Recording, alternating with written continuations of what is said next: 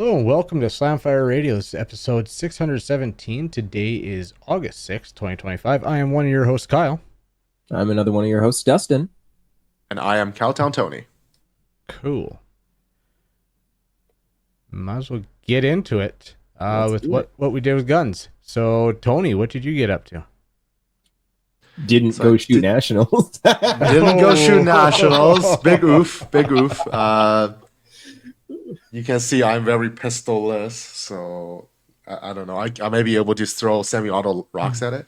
Don't pretend like that was a problem. You had several friends setting up opportunities. That's fair. They did up the borrowing timing for 2 weeks though, so now you have to pre-arrange it, so to speak. I believe there's you meet a person at the range and you're at the range and you use the pistol. Yeah. Whose pistol am I gonna steal though? I'm sure you have at least half a dozen people down there that would loan you a pistol to compete with. Yep. In case their primary didn't go down. Just the whole thing. It's a whole pile of excuses is what I'm hearing. I know, but this is the thing. I am very comfortable borrowing a pistol in the States because I know there is the replacement cost is finite.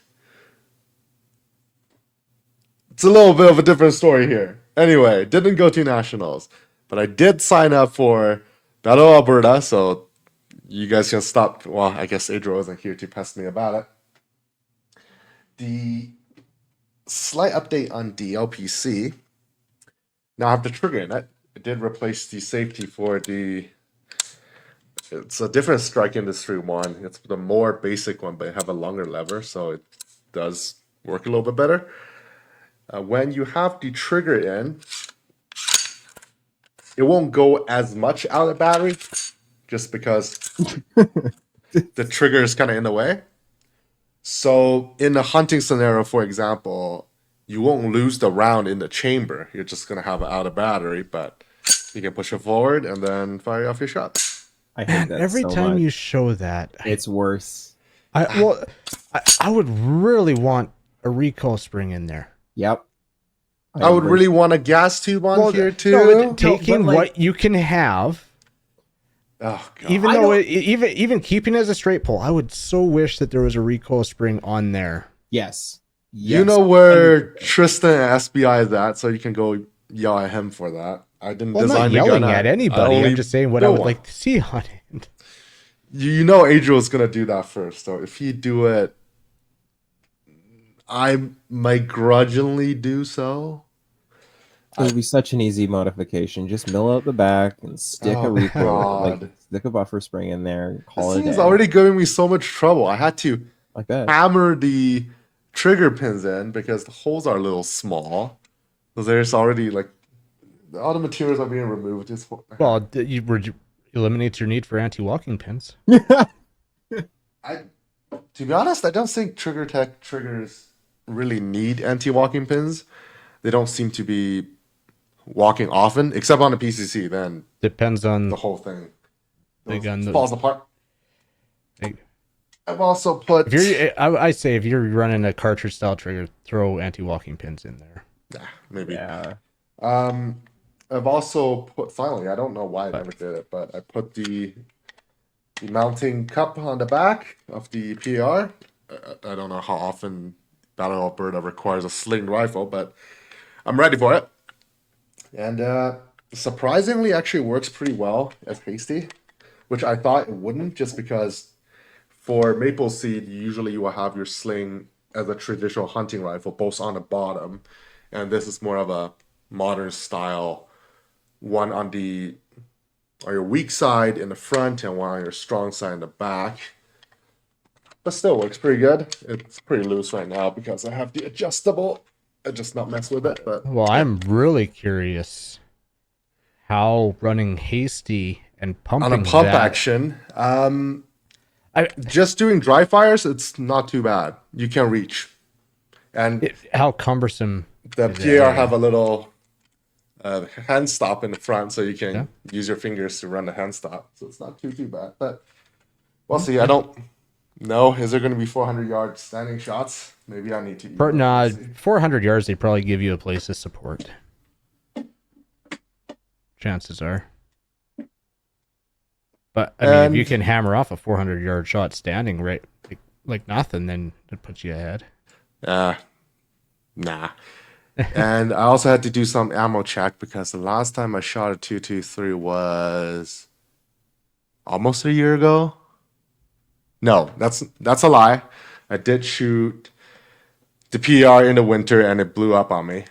So that's not the last time I shot 223, but the last time I shot high volume 223 at the last rifle match at BTSA, that was like October last year. So it's been a second. Hopefully, well, I don't have to hope because I have ready brass. So probably gonna load up some more just in case for Battle of Alberta, and I'll be all set to compete next month.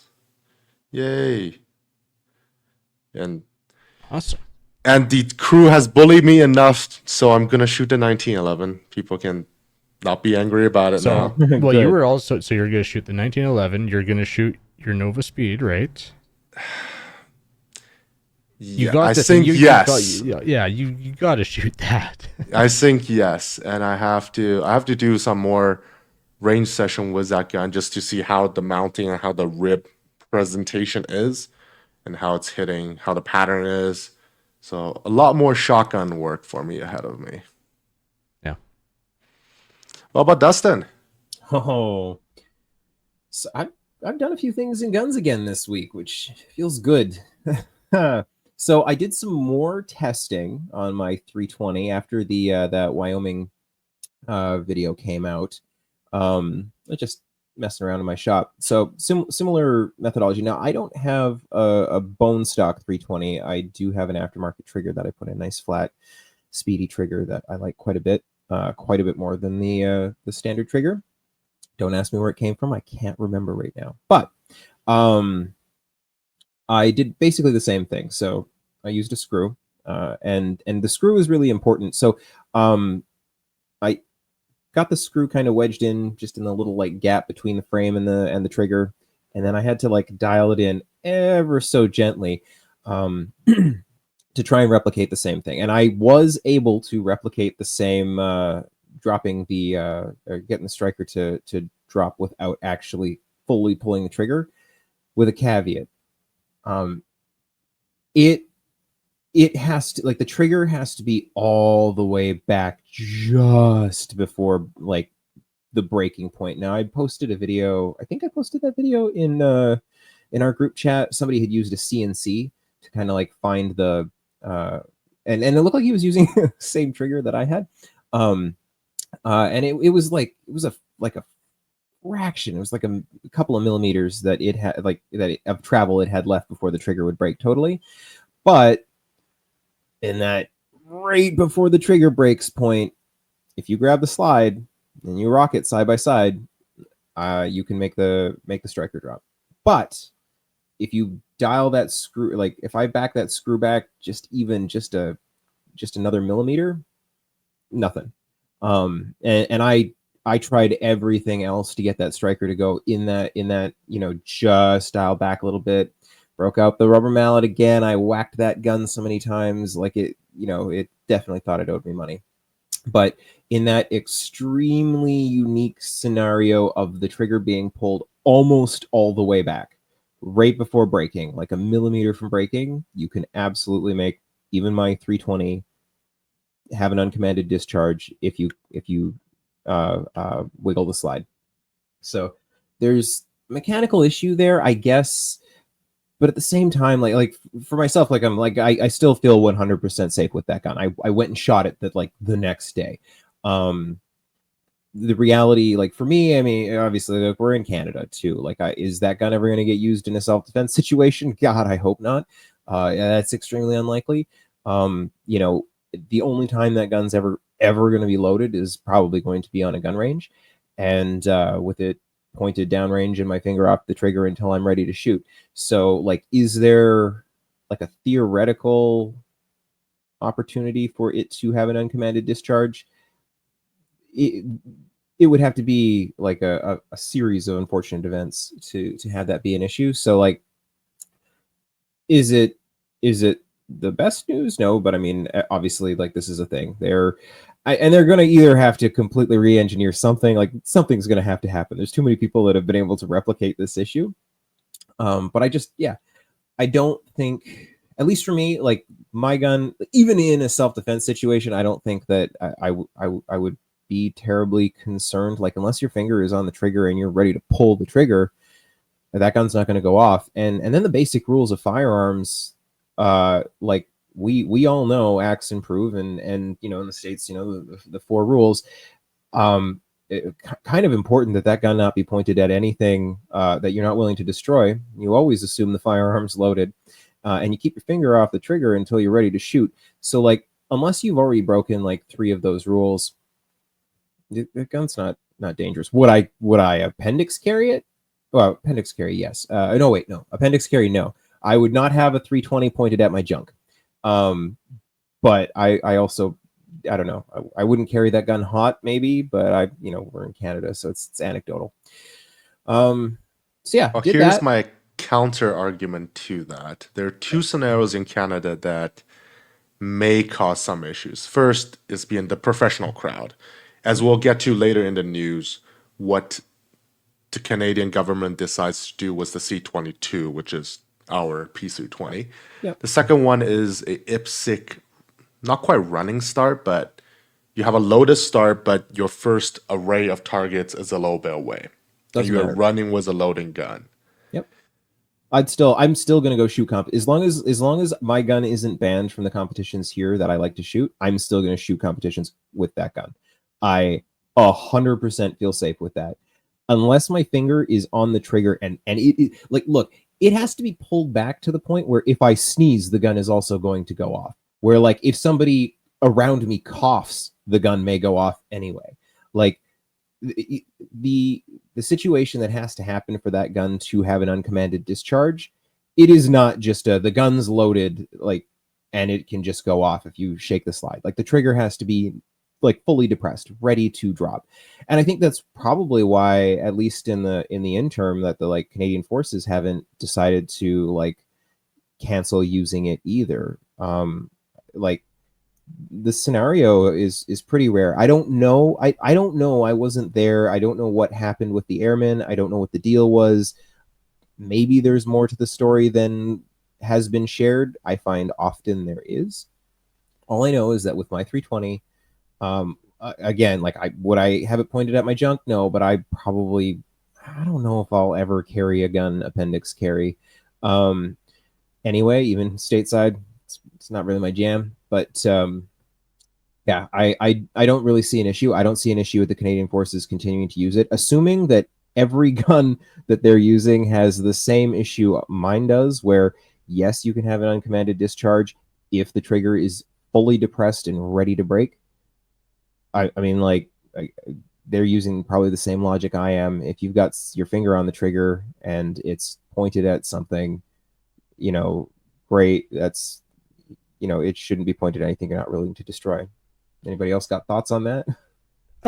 Yeah, I do. Because, I mean, I don't think anybody's saying, oh, every 320 out there has issues. And I think it's great that you've gone through the testing. Well, yeah, obviously there's probably some people out there, but I think it's more of, are people asking, are they acceptable risk? And right. I think if somebody's gone through and done exactly what you've done, you've proven yours is safe. Yep. To comment on like the airmen's, I likely to believe the story. Now there's other questions that raise with that whole scenario. Yep.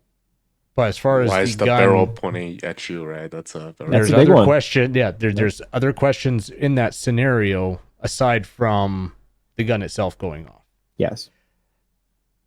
So yeah, the fact that I can understand you having full confidence in that because you've just gone through and did a ton of testing and did what it took, not just took it like, oh no, it doesn't go off. Okay, what do I need to do to make it discharge? Yep.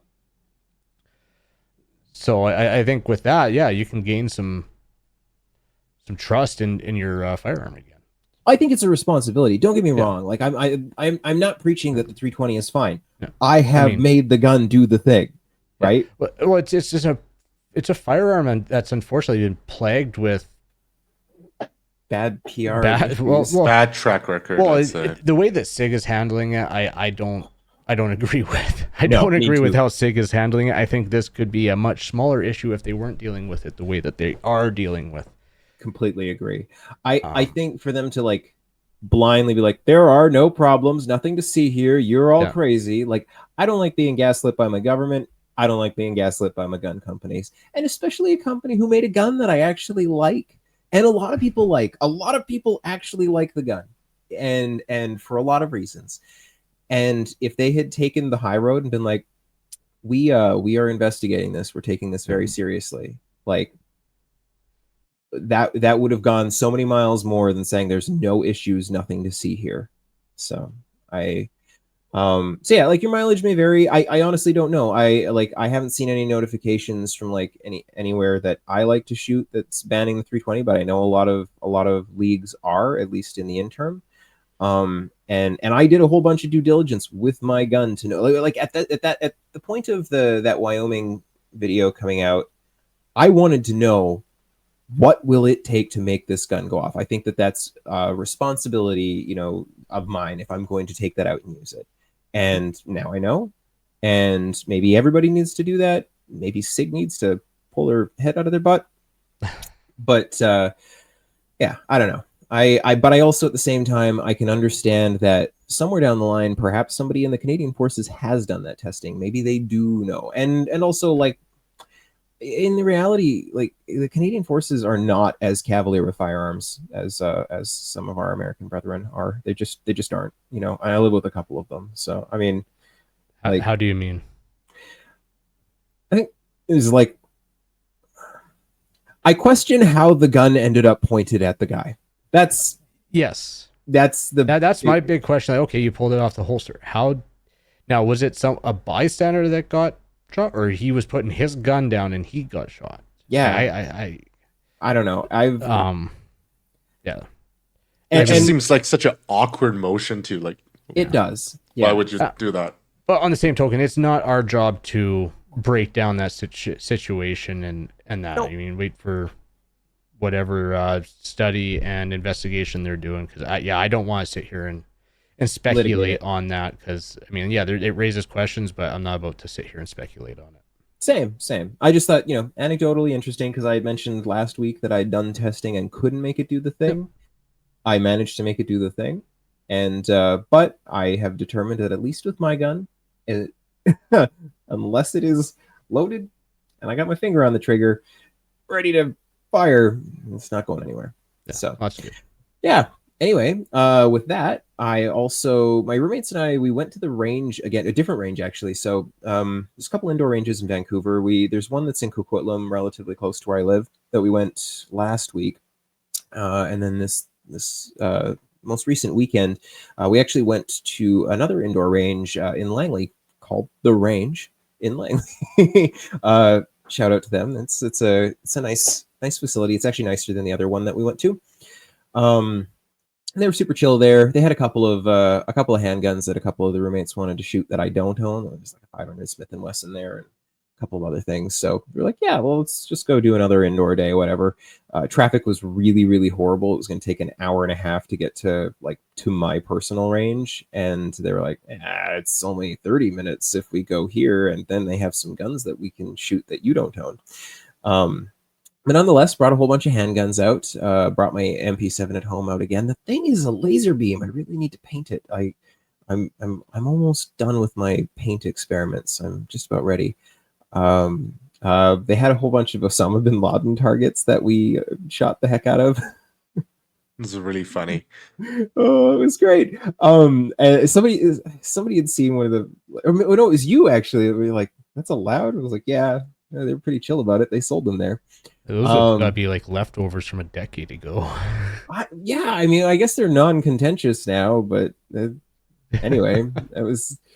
Yeah, we shot a whole bunch of Osama bin Laden. I did shoot my 320 at the range, and not even one person got killed, so that was, not shocking at all. However, I did watch an ND happen in the bay next to me. So this is Oh, this is the one downside to shooting at a public range versus a private range. Is like, and it was a Saturday, no, it was a Sunday. So it was a Sunday in the middle of a long weekend. So they were pretty busy with just like, normies who've never shot guns before, little groups of people, and this girl was being supervised by by someone from the range. This girl and her friend, they were there part of a group, and they were being supervised in the bay next to me, and watching her shoot a handgun with her eyes closed was kind of funny because there's like a piece of like 2-inch Lexan between the bays. I think that most of the bays are armored, but there's like windows as well. Anyway, so I watched her just blasting with her eyes closed, and I like reached around the corner and just like, you keep your eyes open, you'll do better, because she's just painting her target. it's like a flashbang. It's like a flashbang.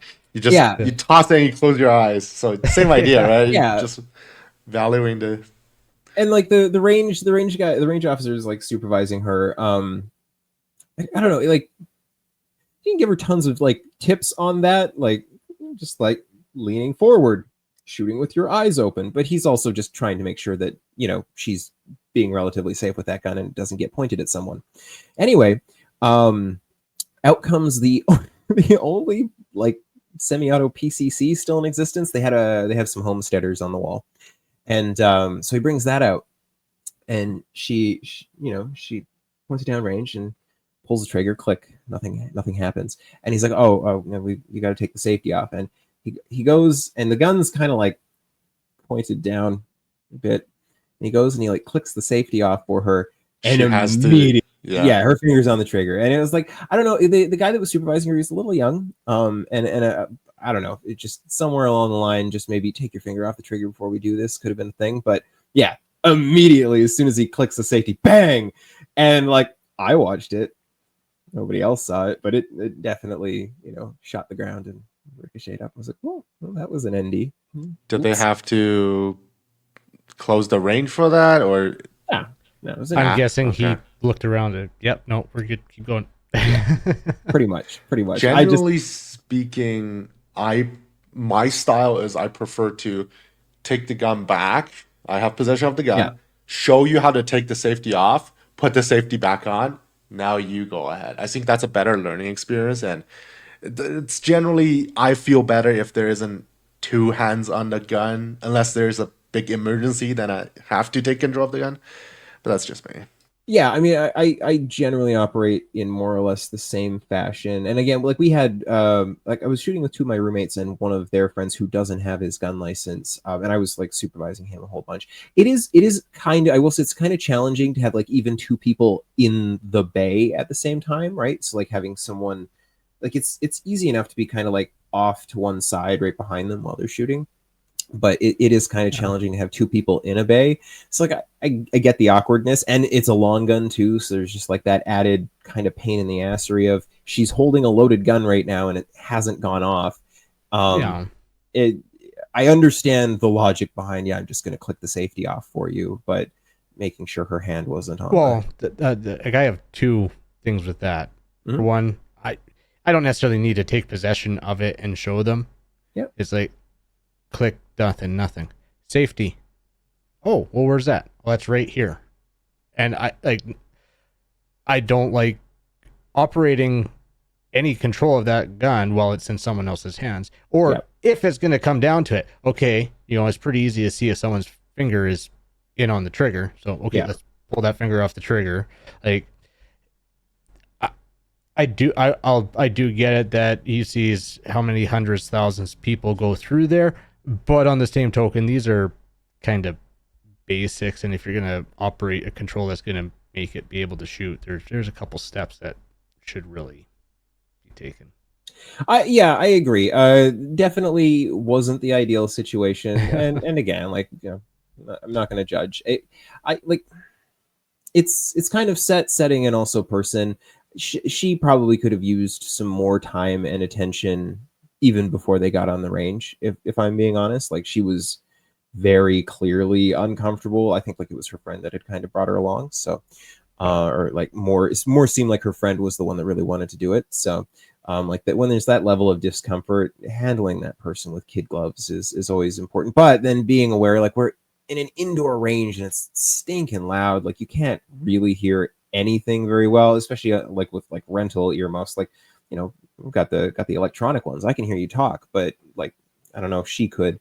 But yeah, even just pointing at the safety, like you got to click that thing off and take your finger off the trigger. But anyway, it happened. Life moved on. You know, the range didn't have to shut down or anything. Like the ND happened downrange. It just they shot into the floor. Not Yeah. supposed to do Well, that. indoor ranges, you don't want to roof or the floor, not great. Side No. to side, not This thing, great. in order range, best thing you could do is not look straight up. Yep. Yep. Yeah, good call. It's true. But yeah, we had a ton of fun. Ripped through just a bunch of 9mm. I've got to roll some more. I am lower than I'd like to be on that particular caliber, and I finally managed to have some failures with my 1911. Mostly Now I'm because regretting my choice of my competition firearm. Tony, I haven't cleaned it since 2014 or since 2024. Like it's been a solid year at least since I cleaned that gun. It's been out to the range probably a half dozen times. I was a little bit, I was just curious how dirty I could make that gun before it needed to be cleaned, and it's probably seen a couple thousand rounds. So, but I started to have some stoppages, and it needed a little bit of lube, and yeah. And then when I got What home, kind? Fell to return to battery? sorry, yeah, no, it had a couple of different, had a failure to extract, like a couple of failures to feed. It was doing some finicky stuff. It was really weird. The slide was kind of getting locked up halfway. It was just dirty. The second I cleaned it, life's good. It's I cycled some dummies through it. Everything, all the little fiddly issues I was having with it went away when all of the grime from a couple thousand rounds of 45 got cleaned out. Oh wow, you have a 45 too. Oh yeah, I've got something. You need to show me your 1911 collection. I only Maybe have one day. No, it's just the one. Oh, what? I got rid of all the others. I wouldn't have if I had known. I mean, there's a lot of handguns I wouldn't have sold if I knew I couldn't buy any more handguns. Is it a Nork or something else? Yeah, it's a Dominion Arms. Yeah, it's Chinese. My $300 drunken Friday night purchase. Anyway, yeah, so I cleaned a whole bunch of guns that night. It was so cathartic just sitting in the shop with a podcast on. I was happy. I spent like 4 hours. I did a deep clean on like all of the handguns that went out and a couple of others. It was really good. Yeah, and that's all I did. Well, what about you, Kyle? Well, as you can see, I'm not testing out the Starlink this week because, well, work got in the way. I was planning on doing remote work, but there was some stuff that needed my physical attendance at. So yeah, the plan is sometime tomorrow, as soon as I can get away, head up to Raton, and it will be my first time working a match that I don't shoot. Ooh. So which one is it? This is a Rocky Mountain 3 gun. And you are not shooting Rocky Mountain? No, so I mean, I was slated to work it, so I'm not going to sit there and say, well, no, I still want to shoot. So no, even though I told you I'm going to help you, I'm not going to help you. I prefer to shoot. It's, my work got in the way, so that's on me. And so, yeah, I'm still going to go up in RO and help out like I said I was going to. So it sucks. It's going to be interesting. It's going to suck. It's going to suck because, it's my first time doing that and not shooting. So, yeah. Other than that, what else did I do? I used that gift card. I had a $150 gift card for Kilborough Sports, and I noticed they had some interesting ammo on there, so I ordered it, and we actually have it in the new gun stuff. Some Minor 9 PCC competition ammo. Ooh. So it's expensive for 9mm. It's about 50 cents a round. but I got 115 grain guaranteed to be around 130 power factor, which is a lot better than like my normal 124s that I shoot with my pistol. Out of my PCC, they run like 160, 165 power factor. So You still don't have your loading press yet. no, I don't. Which there's another thing Really? here where that's going to have to happen at some point. But yeah, so I ordered 300 rounds of that. Ended up costing $15 of shipping. So I'll test that ammo out, and yeah, so I'm going to start focusing on PCC again and try and see if I can get mine tuned up where I'm happy and it just works, because there's sectionals in September, and I want to shoot PCC. I shot PCC at it last year. I'd like to get my ammo dialed in, so a nice light softer ammo, and just get that thing cycling good, because there's been some changes to that PCC since last year that I think will definitely help me improve my running. So yeah, I'm gonna be focusing on PCC here. I did change out spring because I have that spring buffer kit there. So looking at it, it says it comes with a 5-pound spring for that shield roller delay buffer. So I've just put a 7-pound spring in there, and you can definitely notice the difference in the bolt going forward. So hopefully I'll get to the range and it will chamber no problem, and I don't have to go up to a heavier pound spring than that. Other than that, I was looking through a bunch of major ammo that I got given with the open gun I bought. Ooh. And concerned, as if you look, Oh, all of the different height differences, yeah.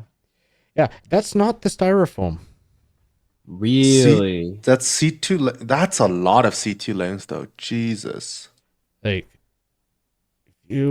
What the heck? that is a major. That's The a brass doesn't even look like the same length. What is going on? Well, brass is the same length. Yeah, brass is the same length. What the heck? But they no, like they are two different projectiles, but it's still like the overall length. And so I'm gonna have to talk to him and see what's going on, because I do not like that, especially with a major gun. Yeah.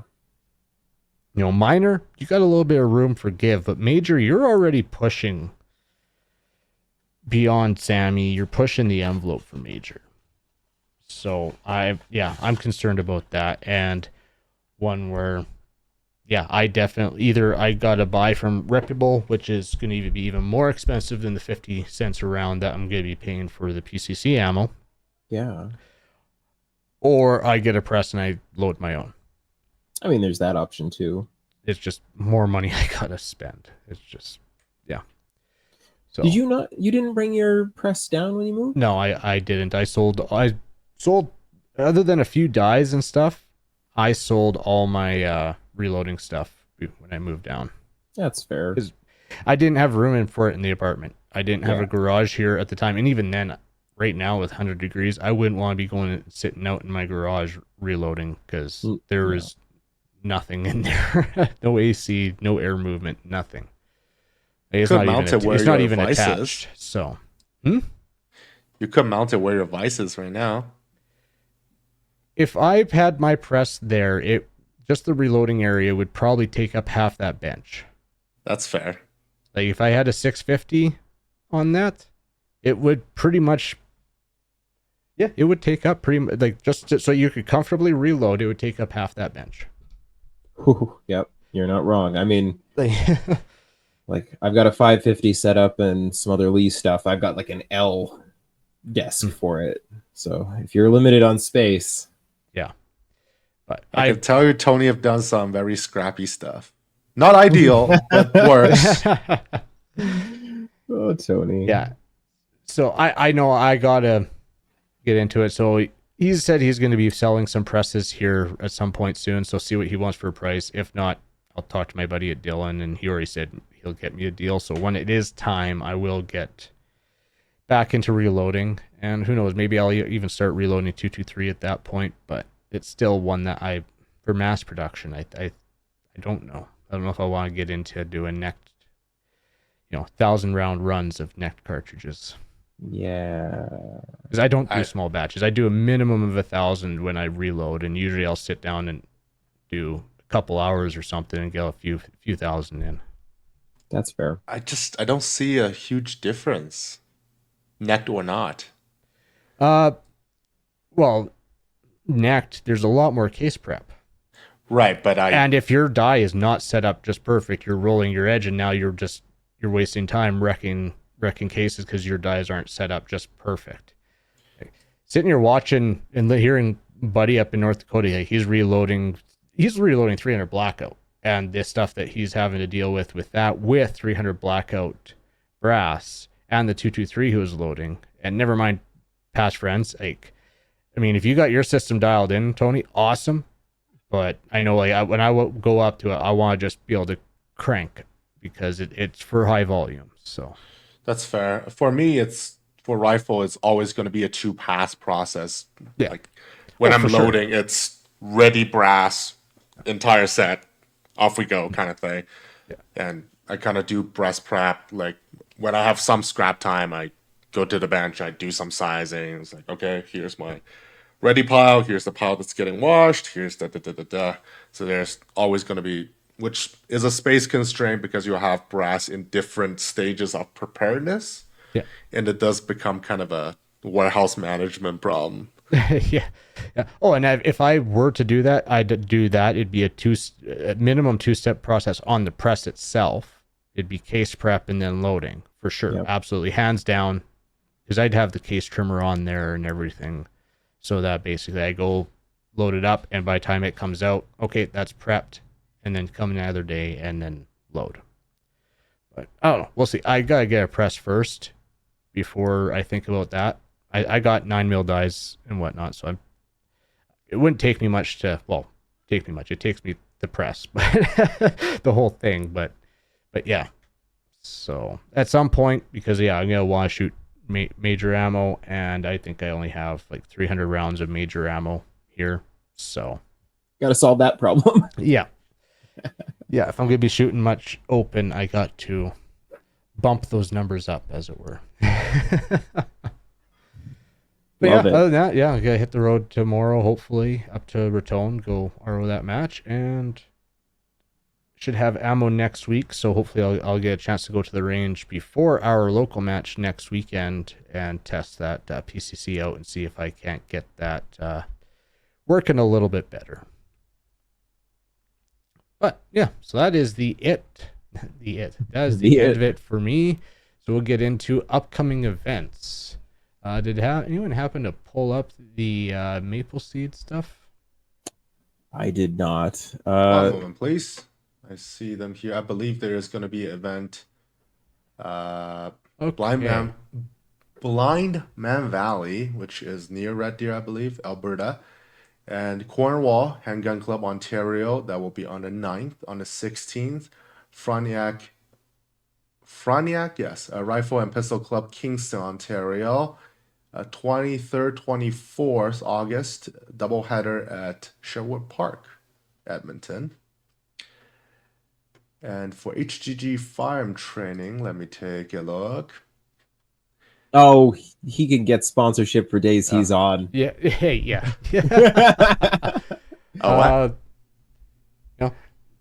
Ontario Rifle Association events calendar. Go check that out at ontarioRifleassociation.ca. That's out in Ontario, usually at Borden.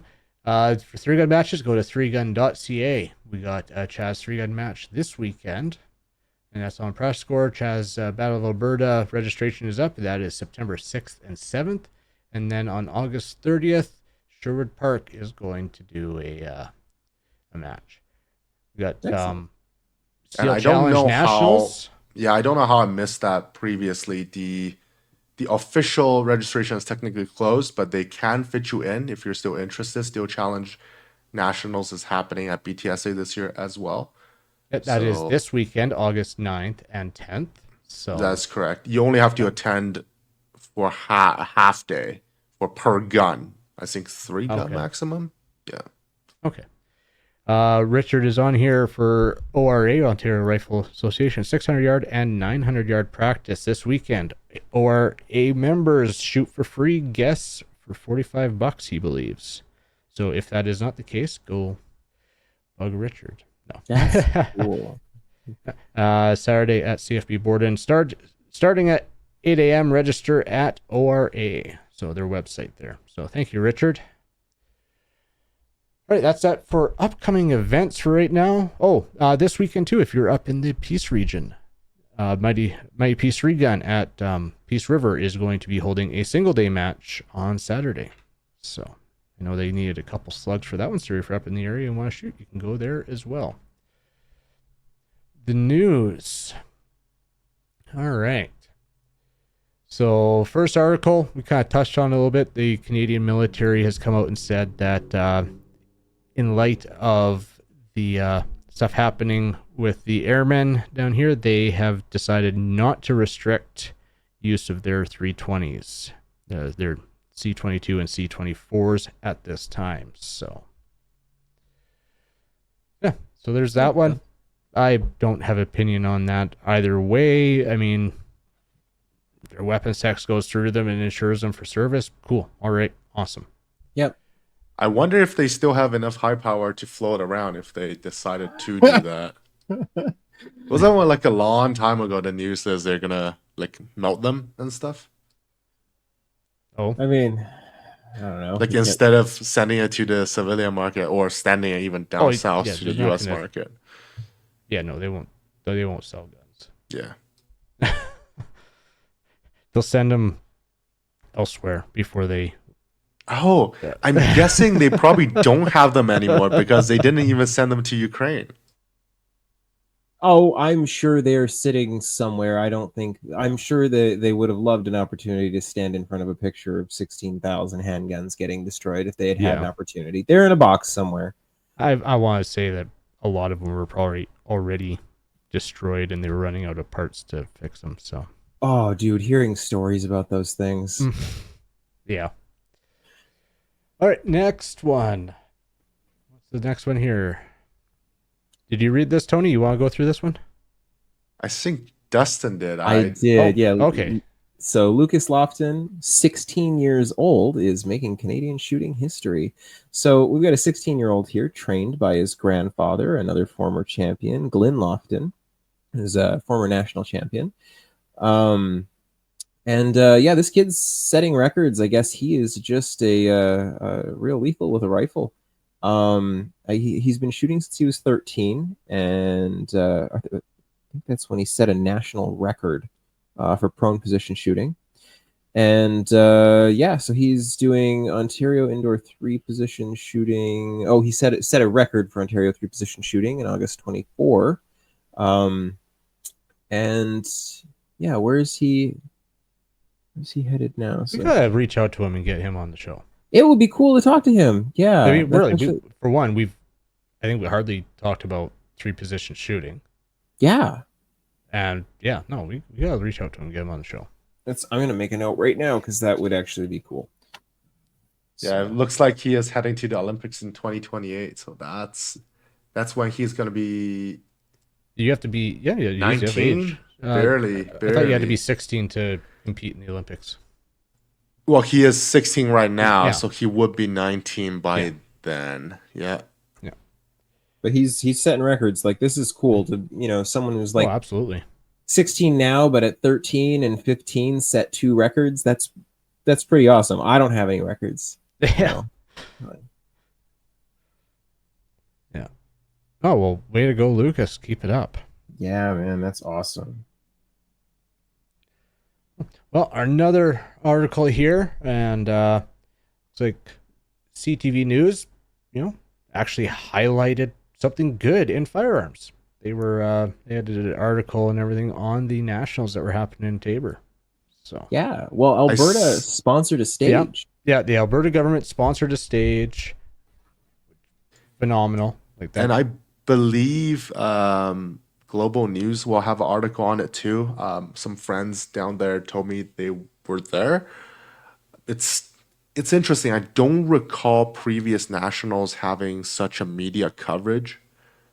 So So it I is think when Alberta something is to see. sponsoring it too, and no, I think it's great. I haven't Yeah. read the articles, but a couple I did because I think the local Tabor had posted some government or news had put something out about it saying, "Hey, if you hear this, guess what? The best shooters in the country are going to be here shooting, so don't worry." Yeah, I think it's just great to see like even a little bit of positive coverage. Obviously, we'll Yeah. never see that from the CBC, but Yeah. cheers to the CTV. That it wasn't a bad article. There was no negative. These people shooting their demon guns. So I appreciate that. Yeah, that's awesome. All right, well, let's get on to new gun stuff. And I put one of these in. Let's see, we got test this out here. You're gonna stream? I will see what I can do about sharing. See if my previous stuff that I did fixed the issue. So, Federal, they're doing a rebate. It looks like. Oh, I Yep. love federal So rebates. quite a few options, mostly for hunting stuff. The Power Shock, I believe, have to buy a minimum box of 2, and it'll be 20% off rebate for you. I found it really funny that the defense ammo rebate is only available to the US, which is appropriate, but I just found it a little funny. It's like they made the little detailed distinction. But yeah, Maximum, receive 20% of purchase Um, price. They've learned with their maximum rebates. Yeah, maximum rebate of $60 per person or household. Household. There was, I don't know if you remember, Kyle, it was several years ago. Federal had a rebate, and I don't think there was a maximum on it. It was like, Oh, yeah. and I ripped like the tops off of just dozens of boxes of like 223 Federal. Oh, like I think I got a case for almost nothing. It was great. Here, give me 2 seconds. I'll open these other two since that seemed to actually work out. Yeah. Kyle's got his porn on a different computer, so we're fine. Yeah. No, I know it was actually a very simple fix, and I don't know why we all missed it, but what did you do? I updated my BIOS. Oh, that's good. That seems like such a thing that's irrelevant, but I guess. Because it was bugging me, and I actually looked into it, and yeah, it was a thing. I updated my BIOS, and it solved it. This is heartbreaking. Yeah. So I should steal IPSC with this. Some antique revolvers. Yeah. $2,800. So yeah, we got a French 1873 11 mil. 11 mil. Yeah. 2,800. That Smith and Wesson and 44 Russian. There's a reason that's worth that much money. That gun is useful. Like, yeah, that's so 44 Russians reloadable. Where is this? Northern Elite Firearms. Okay. So yeah, they have some British Bulldog 450 CF. Dude, 3,800 Webley. All right, can we talk for a second about how that Webley number 2 is certainly under the 4-inch barrel length that a firearm antique. But I know, because it is an antique, not only is it completely legal, you can take that out into the bush and shoot it. But God help you if you have a 4-inch normal handgun or a 32 rimfire. Yeah, this H&R. Good luck reloading that. 32 rimfire for $1,600. Yeah. So yeah, they got a bunch of antique revolvers for sale in some very cool calibers. And for our listeners, I'm sure everybody knows, but for those of you that don't, if your revolver is classified as an antique, it is legally transferable. It is, purchasable, sellable, and most importantly, not held to the same standards as all restricted firearms. You can take it out into the bush and shoot it if you can reload ammo for it. There's also another little thing to it. So yeah, then they actually have it here. Antique revolvers made before 1898. Right. No PAL required. Man. Well, that's a loophole, eh? Yep. Well, I mean, you can't. We're gonna get ammo for it. That 44 Russian you can.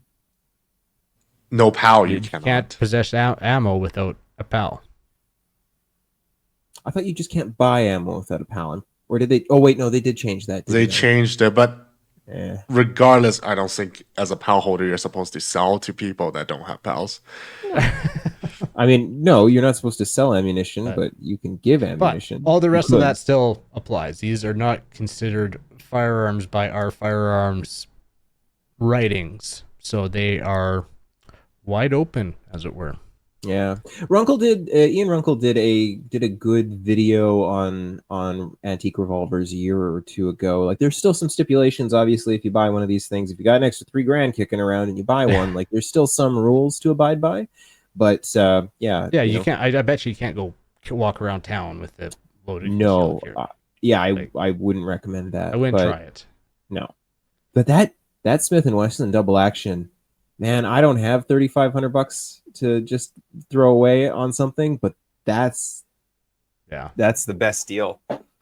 And for the listeners who are not into reloading or ammunition, I would agree with what Dustin is saying. 44 Russian is similar to 44 Special, Yeah. which became the 44 Magnum. So there is still a steady enough supply of brass, Yep. powder, dyes for you to reload 44 Russian.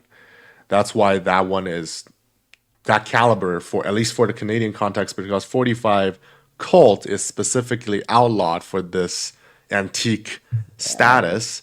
44 Russian is kind of the premier caliber in that category. Yeah, it's definitely the most sought after. Cool.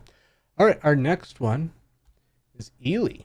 Ely is Ooh. making some competition ammo. So they have some minor 9 for pistol, and 115 grain, 124, and 147. Then they got Ooh. for the PCC 115, 124, because you, with the different barrel length, you need a different load to get that 130 power factor. I like this. So yeah, they're selling that. Apparently, it is going through. Richard say maybe Tony should use one of those antiques for IPSC. I would dominate the national for revolver because no one was shooting that. Yes, in fact. So yeah, they got the minor 9 as well. They actually have 38 Super Comp Major as well. That's kind of crazy. How many people are shooting 38 Super Comp? It's a lot easier on your gun than 9mm if you're shooting 38. Right, that I So understand. there are just- still people. Actually, I think Matt Porth runs 38 Super Comp. I think. Okay. I could be absolutely wrong, but I thought he did. I know there's still people around that do it. But so yeah, that's for Ely. It was looking like basically they're saying more information go to Kilo Shooting Sports. They're in Texas there, but I mean Ely's making it, so I'm sure a distributor or something could get it into Canada if you're looking for it for sure. Oh, absolutely. I don't know if they say, are they made in the Great Britain or no? In the Great Britain, I don't know.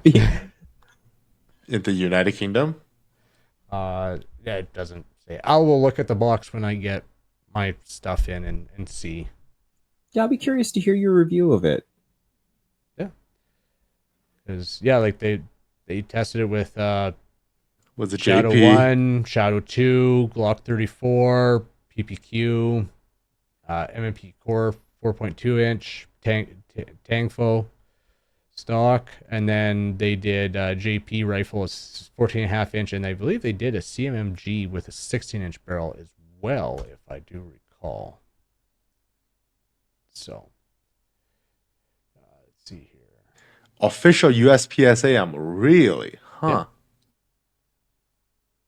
Yeah, and so like they got it on there. Yeah, a CMMG Resolute 100 with 16.1 inch barrel. So it's been tested with a 16-inch barrel for PCCs. So yeah, it's something cool. Yeah, that is really cool. So that is it for new gun stuff this week. So why don't we get on to our main topic, which is going to be flying / traveling with guns. So I'm so excited. Dustin, you wanted to do this one. I You're did. going to be traveling in a couple weeks, so why don't you kick it off? Okay, well, I mean, I am by no means an expert on flying with guns. This is actually going to be my first time flying internationally with firearms.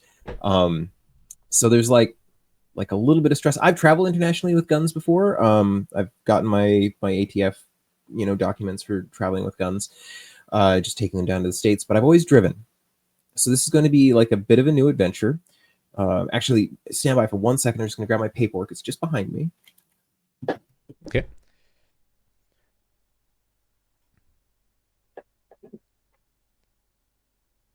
What I would like life be? Oh, I like how you're prepared for the podcast. I'm actually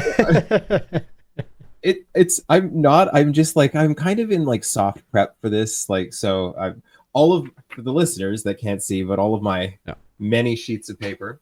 I'm trying to be as extra prepared as possible. Obviously, I knew this trip was coming up several months ago. Like I don't remember how many months ago did I file for my ATF document. Like Yeah. it was back in March or April. And that's obviously the really big thing. If you're going to travel internationally with firearms from Canada to the United States, there is an NIA Form 6 that you can fill out and send into the ATF. And provided that all of the information is accurate and you can lawfully possess a firearm, and you put in your PAL information and all of that, and all of the guns and or ammunition that you're hoping to travel with, they will send you back an approved document that looks like mine, that I'm not going to show on the internet. I guess. Yeah. So, sorry.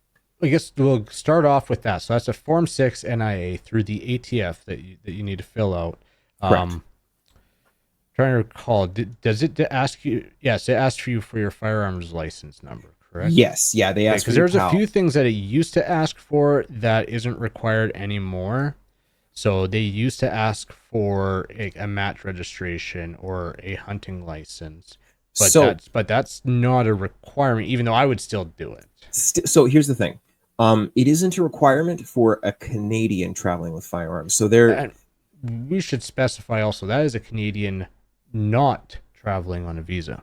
correct. If you Yes. are traveling on a visa, you are prohibited from possessing firearms or ammunition unless you have a exception, which is the match registration, or real easy is a hunting license. Yes, I was going to say those fields still exist within the documents, and man, I read the rules. Oh, like I paid more attention to this than I did my taxes this year. I'm not even going to lie.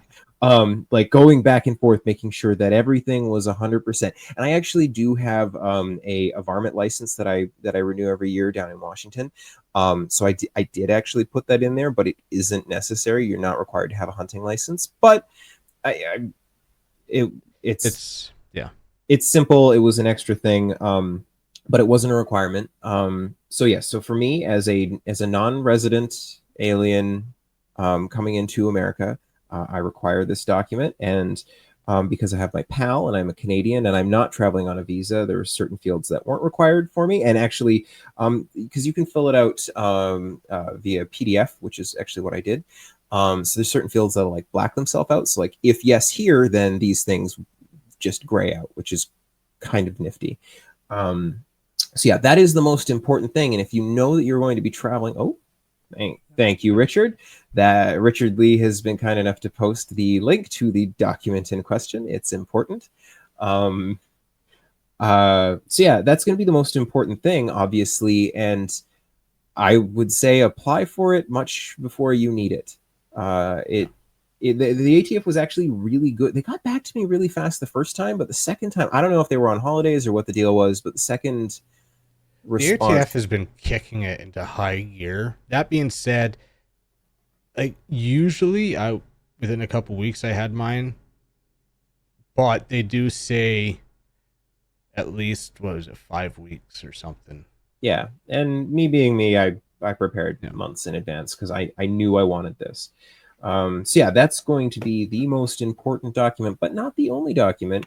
Now, it is my intention to travel with some handguns as well as some shotguns, because I'm hoping to, come shoot and have some fun down in the States. So obviously, because we're traveling with handguns, I also had to apply for my ATT, And because it was an international ATT, they actually asked me which guns I'm taking and put those guns specifically on my ATT to and from the airport, which was, I just don't remember doing that before. But I think because my old ATT had every port of entry, just I Yeah. think I never had to deal with that before.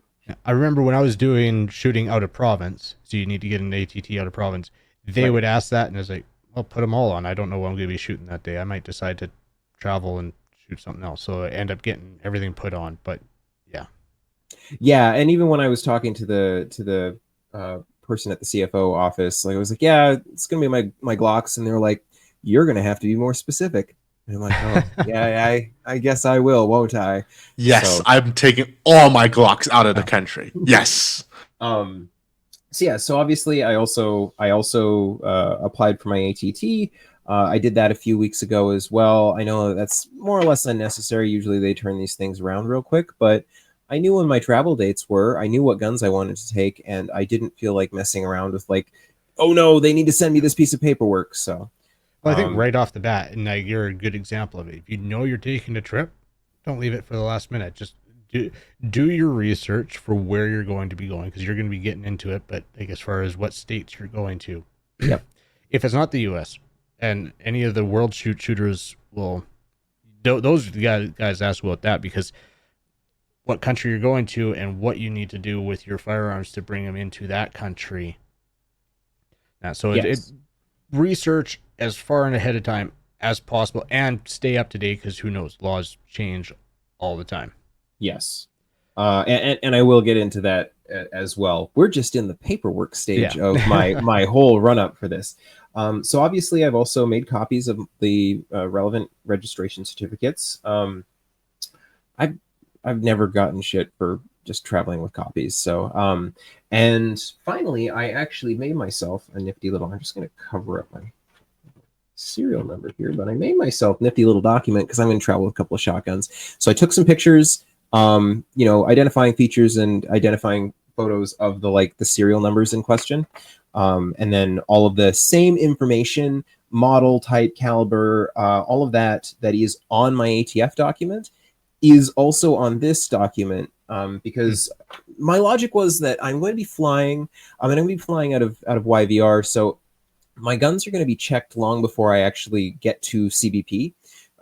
So I wanted to have just a piece of paper for each of my guns that was, this is the gun that is on the document. This is what I'm traveling with. Like, because my ATF Form 6, I actually have more than the 4 guns I'm taking on it, because I have intentions to, like, No. go visit my friends in the States. So rather than try to, like, oh, I'm this one and this one. And again, I've never had a CBP officer care while I was driving across, but I just, in an in the interest of being just extra cautious, this is everything that they could conceivably need to know about the firearms that I'm declaring, right? So that's like all of the paperwork I've put together, and yeah, that's why it was sitting back there, because I'm starting to do soft prep. Well, you brought up a good point with, because you don't need to. It's not with the Form 6. It's not you have to bring everything that's on that list. No. The Form 6 NIA is good for a year. So it is actually recommended. Throw anything that you might want to take to the US over the next year. Yep. And put it on there, because you absolutely do not need to have everything on that list. Put all your ammo on there. You're allowed, I think, like 20,000 rounds of ammo total. Yep. So make sure you have ammo on there and everything. Just that way you don't have to deal with it again for a year. And that was exactly the logic. Like, I think I have listed like 500 or 1,000 rounds of some of my most common calibers. Am I traveling with that? Certainly not. Not this time. Not this time. And I've got smaller amounts of smaller ammunitions as well. But just the logic was get everything approved, and then I can decide what I want to bring out of that bigger list. So, and then yeah, that way when I go and declare my firearms, if the CBP officer is more than tangentially interested in what I am declaring, I can show pictures of exactly what I'm bringing. And then obviously I've also got digital copies of all of these on my phone. It's 2025. There's no good reason to not have a PDF with all of this digitally as well. But I have found in the past that like customs officers like it when you hand them a binder that has all of the paperwork. It just, I have prepared all of this paperwork for you, sir or Yeah. ma'am, and they tend to appreciate that. And I don't know, it seems to make things go a little bit more smooth. Also, like, so taking this and then going into like the research side of things, because I've never flown with firearms, watching some videos of people who've flown with firearms and listening to their recommendations, also very useful.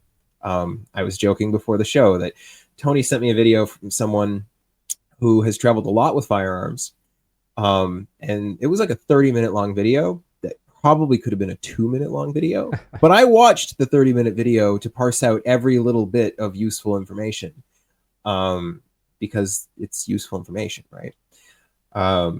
And yeah, I don't know. I think the more research and the more prepared you can be, the better. That part, I'm just doing research is kind of, again, if you know your trips coming up well in advance. The next thing that I have also done, obviously, I have checked both like of my airline carriers. So I'm flying direct to my point of entry, and I'm flying direct home. But there's an RV trip in between, so I'm not going to give people details. But I'm flying into Vegas, and then I'm driving across country with some friends in an RV for a couple of weeks. We're hoping to go do some cool stuff along the way, and I will talk more about that trip once it's done. But because I'm flying into one international airport, I'm flying out of another one. We're doing direct flights mostly so that I don't lose my guns on the way there. I just can't imagine that headache. And also, it was to simplify not having to worry about potentially changing carriers as well. So like, because sometimes like if the carriers will have like a deal with WestJet or Air Canada where like, oh, you say you bought a ticket with United, but you're actually getting on a WestJet flight, or you know what I mean? Like I've encountered stuff like that sometimes. So just to eliminate some of those variables, I figured direct flights were the simplest. Oh yes, Richard Lee, I got a box of them back there, man. You're way ahead of me.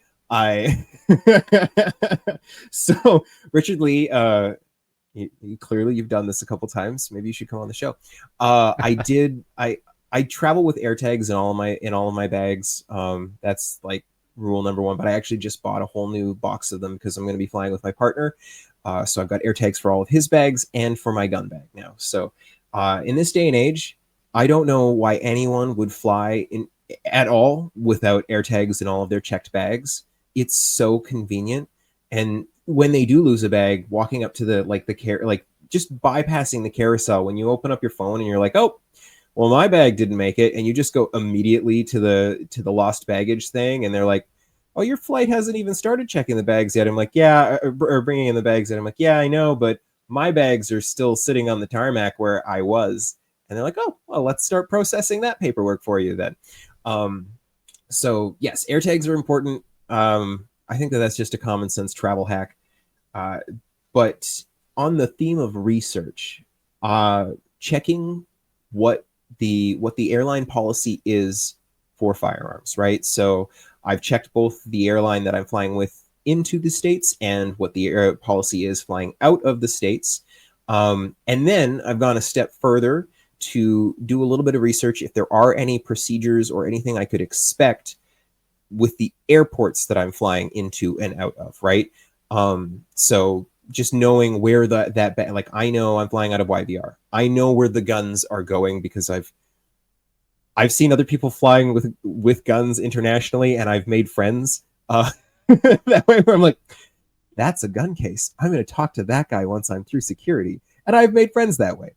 So I at least know where the guns are going, but knowing what that looks like for the airport flying home, a little bit of research, and I found that out as well.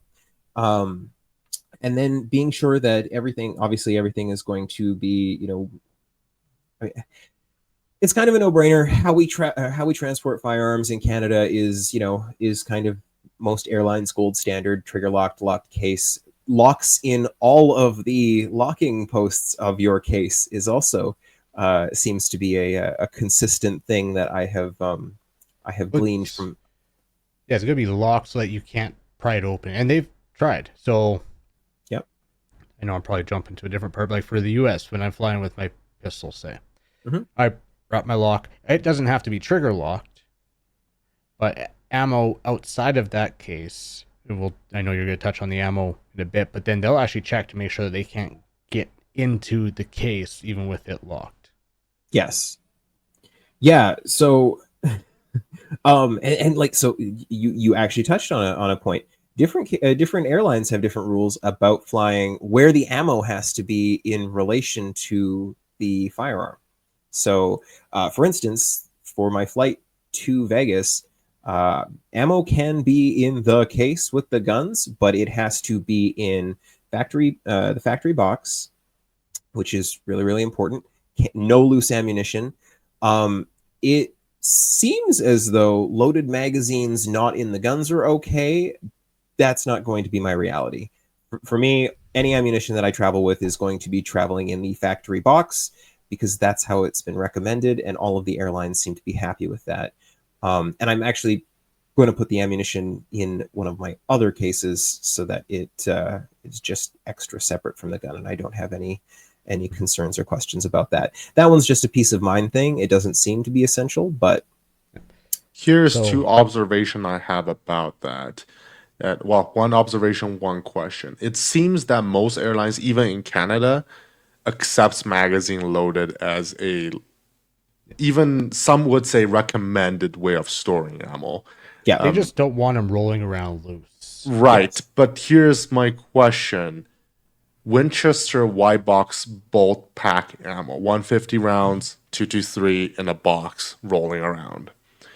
Is that factory enough? That's a question. It's how it comes from the factory. So. That's a question. Personally, I don't travel that much. I'm not in the States. Second, I don't travel that much by air with firearms. That's something I'm unwilling to try. So I would be having either like the Plano ammo boxes. Do I have one around? Actually, those aren't recommended. Or those, like, well, was the box, of course. Right. Yeah. So I've done the Meg thing. Like, not this last time. The time I went up to North Dakota before, I decided I'm gonna try it. Pulled the Meg out of my gun, threw it in a different pocket in my bag, locked up my gun, and did it that way. And yeah, it was totally cool. If I were flying domestic, like if I were just flying within the States, I would have no problem doing that. But because I'm flying internationally, and because like the ammunition on my paperwork, I would like to match the ammunition in the boxes. So this is the other reason why it's going to be the factory boxes, and I'm not going to have any ammo loaded in any magazines. I want there to be no questions where this ammunition came from and that it has been approved by the ATF. Well, and being that you're flying from Canada, that changes that, because you walk into an airport down here. Oh, yes. And you say, I am flying with guns. Oh, okay, cool. Let's check it out. Here's your paperwork. Cool. Done. You're flying with guns in Canada. You practically get the police called on you just to make sure that everything is all copacetic and okay. Like it turns into a big deal. So, I mean, with that alone, in Canada, no. Yeah, while it's allowed, I probably wouldn't do the loaded mag thing. In the States or on a U.S. airline, because I do have a story about U.S. airline in Canada, I'd have zero issues doing that.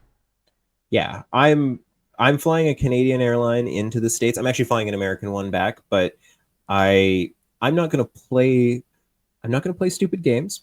It's easy enough for me to transport unloaded magazines and load them when I get there. I don't actually have a whole lot of use for them while we're in Vegas. It's not until like after Vegas that they're really kind of useful. Actually, because we're kind of staying at a bougie hotel, we've already been in touch with the security from that hotel to find out their procedure for storing our firearms on the premises. Security has lockers for exactly this, which is fun and interesting. And so I've actually already confirmed what their procedure is for that as well. Kyle's smiling at me, kind of. Look, I'm just trying to be respectful of all of the places that I'm going. You got some long guns, so that makes it. So that's the thing, is because if I would feel differently and probably conduct myself differently if I were flying with a pistol case with a couple of pistols in it. I'm going to be flying with some long guns. So like there, and I'm not leaving them. We're going to have a vehicle while we're there, but I'm not leaving them in the car. So, So, okay, but you said they have lockers yep. for them. Like you, so they have a locker there that you have control of. You put it in the locker, like they want basically sit there. What do they have access to that, or you only have access to that locker? I don't have confirmation if they also have access to it. I mean, presumably they would too. I don't know. I just know that we're not allowed to store long guns in the room. So I Yeah, am going to. yeah, they're pretty touchy, and I mean, you can. I understand why. A person could understand why. Yeah. Yes. Yes. Yeah, I leave it at that. yeah, and again, like we're going to Vegas for the fun of it. It is not the place that I'm actually going to do a whole lot of gun stuff. Like we're gonna go shoot machine guns. Yeah. I'm not traveling with machine guns. We're gonna go shoot other people's machine guns. So, and yeah, so doing that research was very important. Obviously, knowing everywhere that I'm going to be, what the rules are, and like I said, like getting in touch with our hotel security ahead of time, finding out what their procedure is. Maybe I'm going over and above. I feel like I'm being as responsible as possible, especially again, bearing in mind heightened, you know, heightened tensions. Let's say I'm a visitor in that country, and I love that country quite a bit. I don't want to jeopardize future visits, so I'm trying to stay well within the defined boundaries of the law. So folks can judge me if they want, but I think that being it's just like Canada, right? Like, the whole like, okay, what is the rule of the law? Going one step above when you're storing and transporting your guns, make sure you're on the right side of it. Do I need this extra document that has photos of my firearms and their serial numbers? Probably not, but it's appreciated. Always has been in the past, right? Yeah. And my interaction, or my thoughts are, any interaction that I do have with any kind of law enforcement or authority, they will appreciate the extra steps that I have taken. And then going a step further into like the research, so I know that I'm going to be traveling in several different states. So I have gone through the trouble of doing a lot, because I've gone down to the county level of like, what are the rules for firearms in some of these places that we're going to. Thankfully, most of the states that we're going to be in are quite firearms friendly. It's just like varying levels of friendly, but one of the states like slightly less so. So just knowing what the magazine capacity restrictions are becomes a thing where, like, yes, I'm traveling with 10 round mags, so it doesn't matter, but there's a, like, we're going to be in Colorado. They have 15 round magazine capacity limit, and there's actually, they've got a defined magazine capacity limit for tube fed shotguns. So I'm like, I should know what that is before I bring firearms into that state. Not that I'm expecting an encounter with law enforcement, but knowing those rules ensures that I have a wonderful time and I don't have problems. And then, like I said, like, or for instance, like knowing that like the area around Denver does not allow open carry, and like that's a useful thing to know, because Colorado is mostly an open carry state. Not that I'm intending to do a lot of open carrying while I'm in the States. I'm not looking to send up all kinds of red flags and have those kind of interactions, but still knowing what those rules are, I think is it's better to know. And then I've got a couple of different apps on my phone that are wonderful and that have a lot of the information. And one of the apps actually has hyperlinks for all of the relevant legislation, which is also really useful. So going through the trouble of doing all that, I've actually been building a PDF for each state as well, so I can have a paper document because I'm obsessive. Yeah. Do you want to fill in some of the blanks there, Kyle, or talk a little bit more on it? You've done more flying with firearms than I have. Yeah, so flying with firearms, like if you're on a U.S. airline, and like even if you're in Canada, you're going to be at the check-in counter, and they're going to ask you to open it up. U.S., not a big deal. Okay, do it. Canada, well, kind of big deal. So stuff like that be paid attention to. I guess they got the guys. Well, didn't get the guys. They did that to the guys coming down to Superstition, and that it's like, no, you can't do that. But I mean, yeah. So, like you said, check with your airline. Always declare you're gonna have to put a piece of paper in there or whatever. Sometimes they're gonna take you to a back room or off to the side so you can open and show them the stuff. So just be prepared for that. Give yourself extra time to go through that process. Yeah. Give yourself lots of time at the airport to go through that process, because especially in Canada, guaranteed you're going to get someone who doesn't know that process. And so you may have to fight to get a supervisor or someone who actually knows what it is to go there and help with that. My logic for my flights, especially, well, I'm probably going to do this both ways. I'm probably going to stick chamber flags in all of them too, just like mag out chamber flag, because I know that at some point somebody's going to ask for that case to be opened and to look inside, right? And easiest way to show that a gun is clear, for there not to be a mag in it and for there to be a chamber flag in it, that's a visual that gun is clear, right? Yeah, I've had it. So that brings up a good thing with you will be required to open it. So, and even in the States, you got to be careful, because you could very easily go from you're showing them for inspection to brandishing. Yes. So when I open that case, and what I recommend is you open that case, your hands do not touch that gun. That case is open. Your hands very clear back and away. Do not make a motion to it or anything. I don't do the chamber flag. I've also had them just kind of look at the gun. Oh yeah, there's no mag in that, so yeah, it's empty. I'm like, you didn't check the chamber, but whatever. Like it's like commonplace in the States. Like no big deal. But be prepared, and is it you're in a public place. Make sure that you're copacetic and you don't give them a reason to get excited. Thankfully, this is the one area where I think all of just my experience handling and being around firearms around laymen, like, on set and stuff, I am a little bit more situationally aware. I think I'm not going to pick up a gun in the airport. That's not going to happen. Thing out. Yeah. That's not going to be my reality for this trip. Well, and with you having to open it for inspection, like say it's a pistol and that little hard case is in your luggage, put it on top so it's real easy. You'll open your suitcase and hey, look, it's right there ready for inspection. You don't have to go rummaging around and digging for it. Yeah, my intention right now is to have my long gun case for both of my shotguns, and then I'm going to put the two pistols in a pistol case in one of my luggage. So, and then obviously having it sit right on top, that's just common sense, right? Was it 11 pounds of ammo? So you don't think you're coming down, you're flying down with thousands of rounds of ammo, your defensive ammo, any special loads that you might need, like slugs or buckshot or something like that. No, you're not bringing your match ammo down on the plane. No, I'm gonna be buying ammo when we get there. Like we're gonna travel with a little bit, but I'm going to enjoy the ability to purchase ammo without a PAL. So that'll be fun. You probably still have your PAL on you. It's always the same well, thing. I mean, I need it. I can't not have it because I still have to. I'm legally required to have it just to travel with those guns to the airport. So, big brain, got to have the PAL. Or to get them back into the country. Yeah, that too.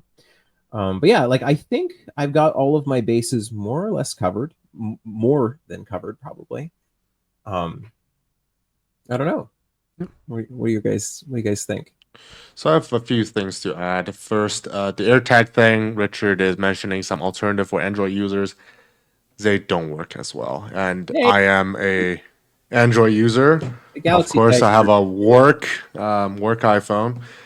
And another thing is, it's not going to be as magical as some people describe it, as in you can see the AirTag moving around in the back end of the airport. I don't see that. For my trip that I used the AirTag, there's basically it'll show up when you put it inside, and it says it was with you, and it appears that I don't know if it's the airport ground workers that's using iPhones, or I believe it's actually that the reception is good enough for the group of iPhone on the plane to detect it in the cargo hold.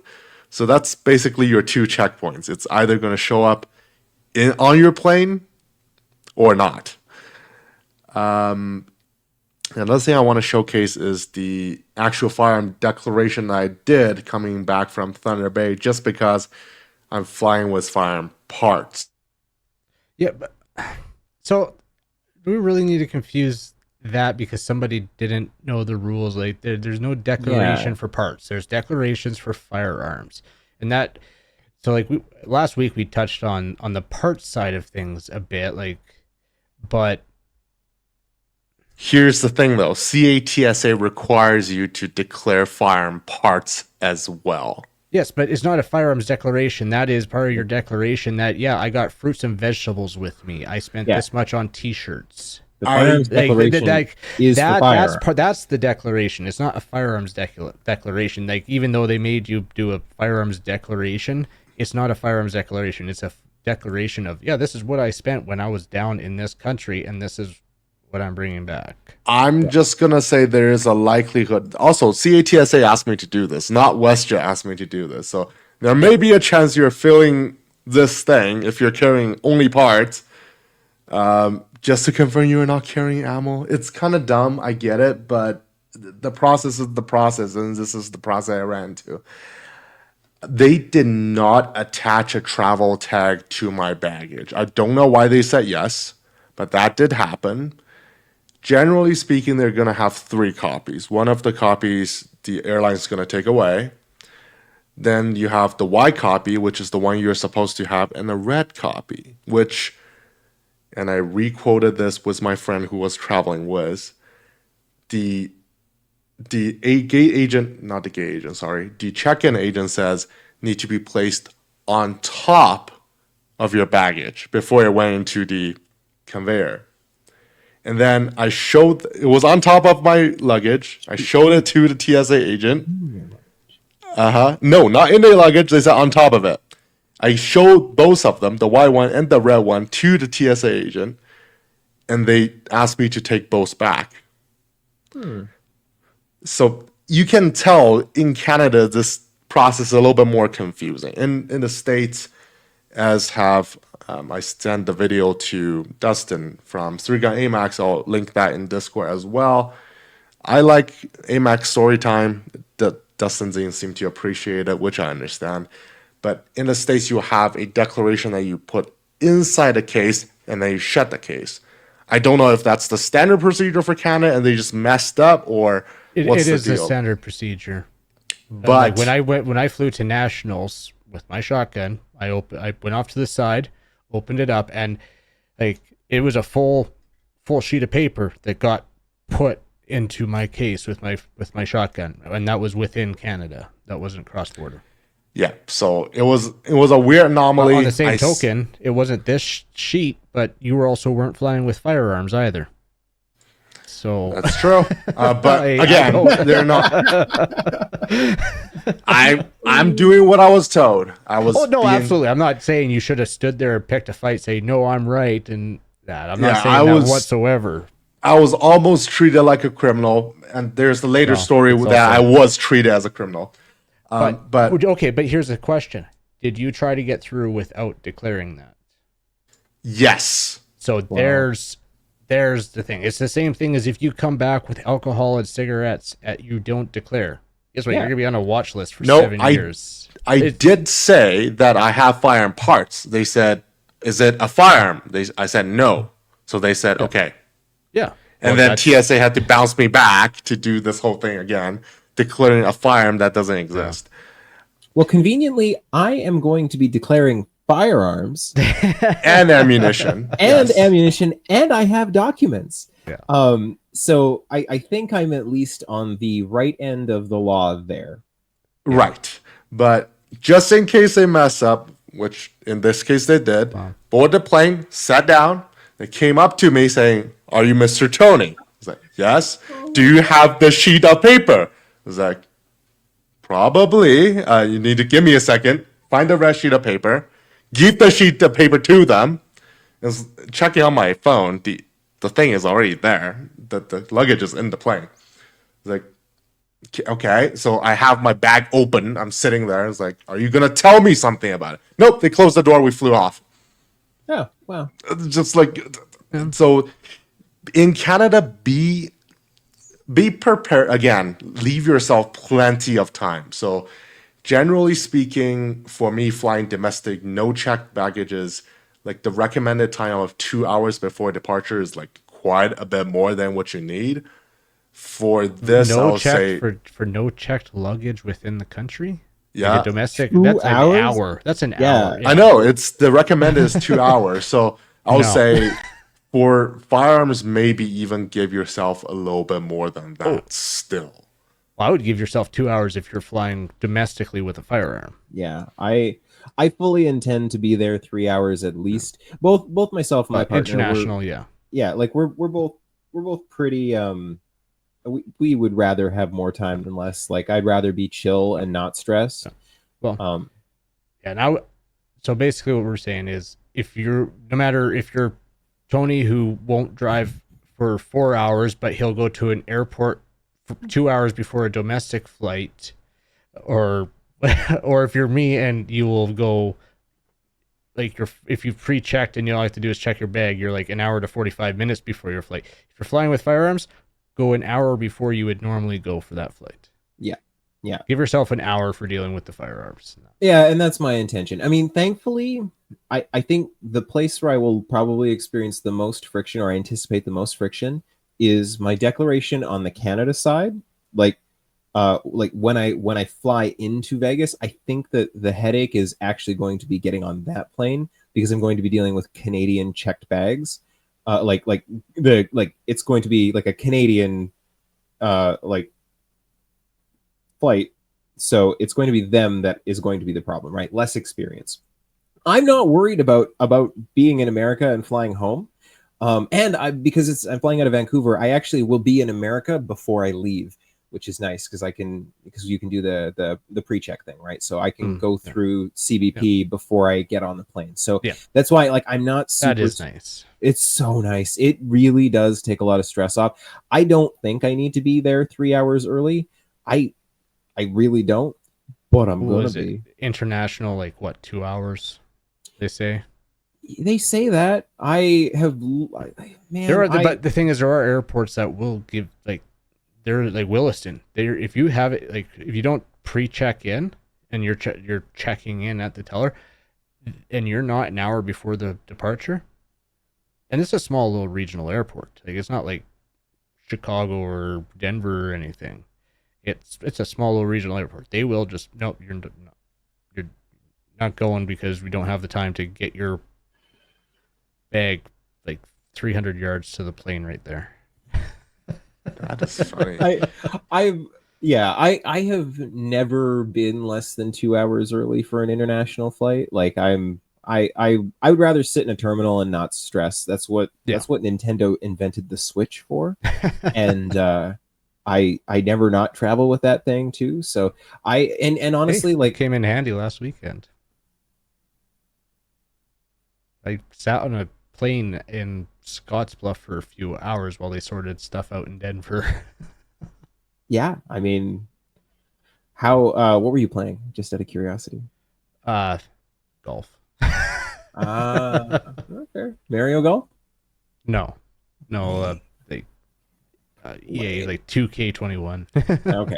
Well, Mario Golf's more fun, just saying, but less realistic, whatever. I see Richard's comment. That's a good one. Yeah. I use the password lock so you don't forget keys. That's generally what I do. Yeah. So for the US, it's flying is a little bit different. Well, you have to have locks on every single hole. They don't have to be good locks on not in every hole. You cannot be able to pry that case open. That's literally how they say it. It doesn't say you have to fill every hole. when they go to check it, they should not be able to get their hand in there to grab what's in there. Yes. And thanks, yeah, again, Richard. So I guess to actually clarify, because we didn't actually say what he said. So Richard's saying, I would not use TSA locks on the cases. Use standard locks, put spares in your bag.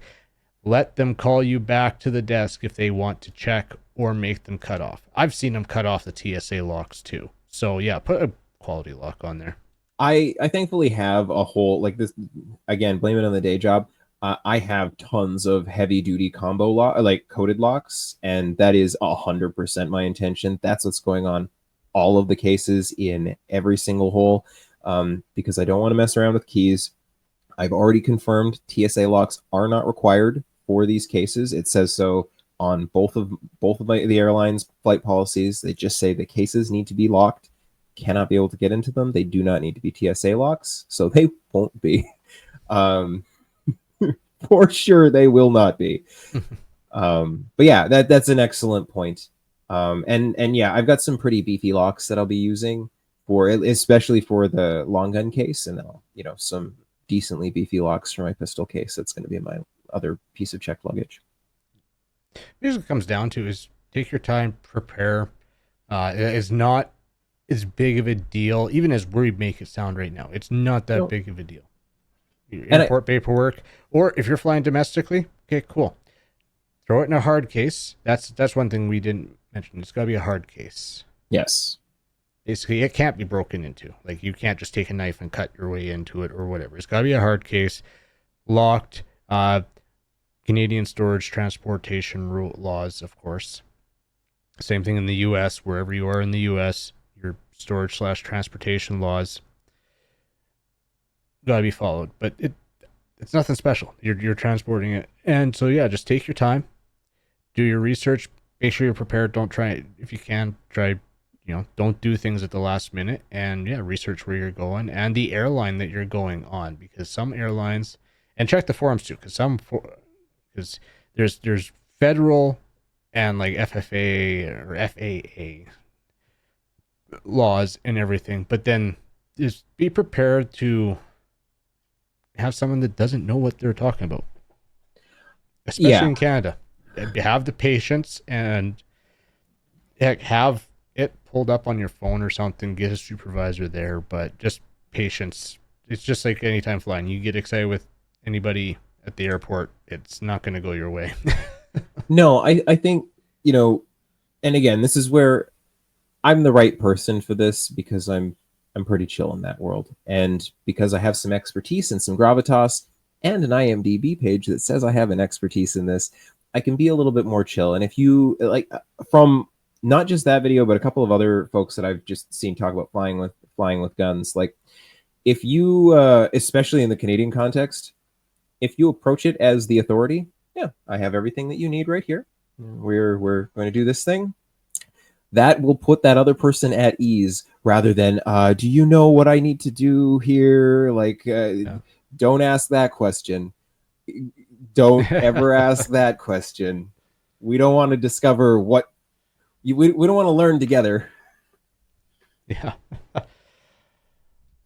Yeah. Well, I think we pretty much covered it. Just want to reiterate, it's not as big and scary as even we make it sound. It's abundance of caution. That's all. Yeah, I'm just excited. It's going to be a new experience for me. Like I get to check off another box, which is kind of fun. and yeah, I know that some of this is probably overkill.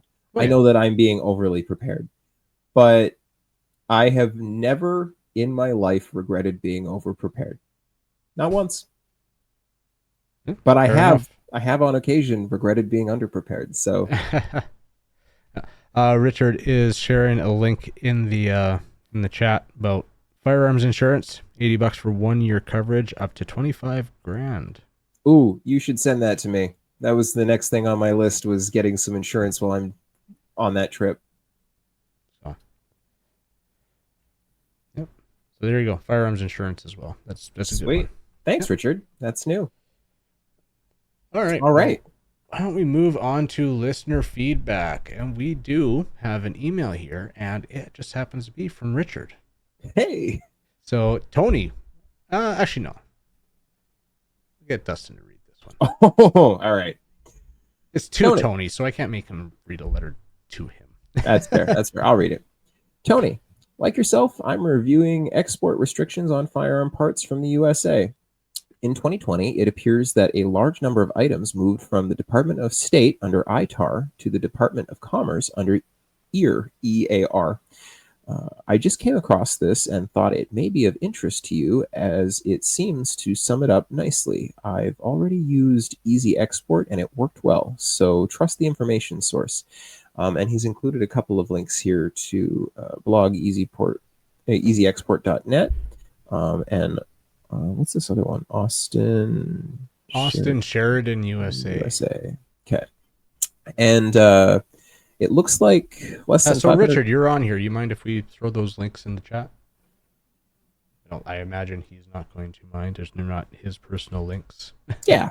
It looks like sub $500 USD to a maximum of $6,000 per year, and not on the restricted list are the main requirements: complete firearms, shotgun parts, parts for fully automatic or suppressors.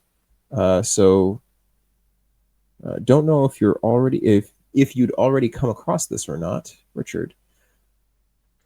Thank you, Richard. Yes, I have seen both of these links in my research. I prefer to go to the source, which is Department of, I think some are still on Department of State, but basically the U.S. government documents. I did have that all printed allegedly for my trip down into the States and back. We are planning, at least I am planning, on doing a main topic on this. Yes, a lot of the things has been, basically they've been downgraded to not as a part of the, what they call it, military equipments. Basically the list for military equipments. Full autos, more than 50 BMG, so auto cannons, nuclear materials also on the ITAR list now. Yeah, you gotta watch because like night vision, even yep, optics with reticles. A lot of optics, really. Optics with reticles are same kind of boat.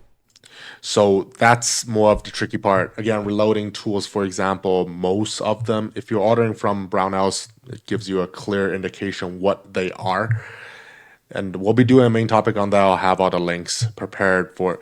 But generally speaking, from a legacy perspective, we keep speaking ITAR export. That's kind of not correct anymore, but there are still restrictions. From the email. The general things are correct, less than $500, but you still have to either self-declare or ask the manufacturer or ask the vendor to declare what restriction class they are under. Generally, they start with 0A501, I believe, and there's a subcategory for which country you're going, there's a subcategory for what category the parts are a part of, and depends on the country of destination. They have different restrictions on the $500. Some parts are not subjected to that $500 as well. So that'll be a main topic on that. Cool. All right. Tony, do you have YouTube up or? I do, and we have quite a few comments for this week, despite our video going live a little late. First are from Eddie.